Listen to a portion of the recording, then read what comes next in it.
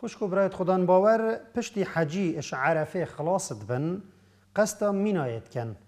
و چند روژا کالویرت مینن و ایک جوان کارت حجی المینایت کن هاویتنا برکانه الجمراتا و النزیک جمراتا مزگفتا کهیت بجنه مسجد الخیف و اف مزگفتا اوه یا هفته پیغمبرا نویش لی کرین وکی اش مجاهدی اد ایتا و گوهستن. امام احمد و ابن ماجش صحابی پیغمبری جبیر کر مطعمی خود جرازیبتن ود گوهزن اد بجتن پیغمبر صلاف لبن الخیفه یعنی المزگفتا خیف المینایه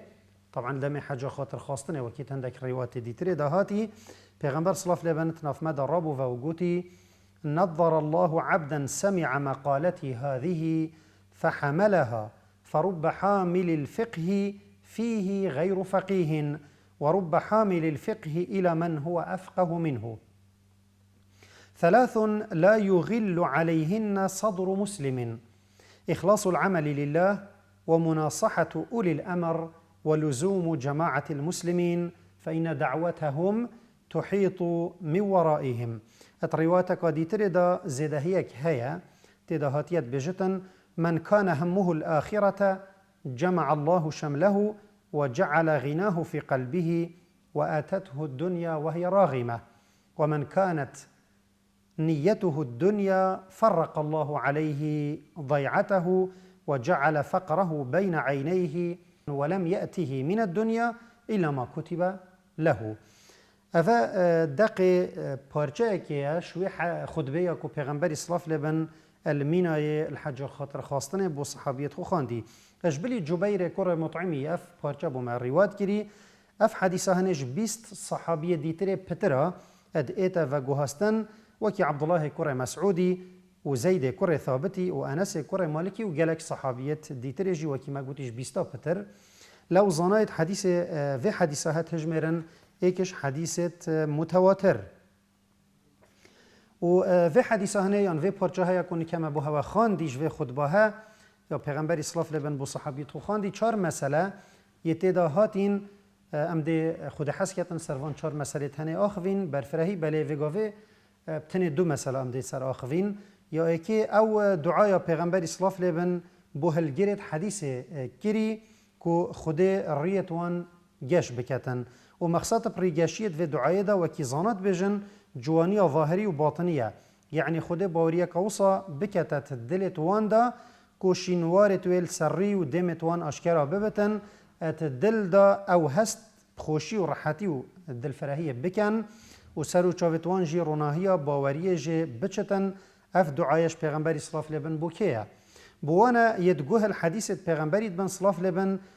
پاشی وان حدیثا وکی گوه لبوی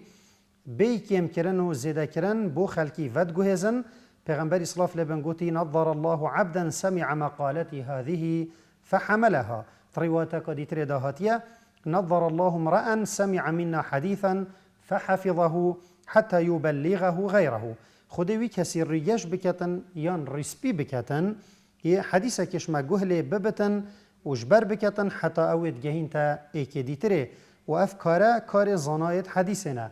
أج صحابية ويتديف وان جداهاتين يتكو خده كرما بيرتيجيه ادجال كري و هزاش برکرن دای دم ایک شوان گهداری پیغمبر اسلام لبن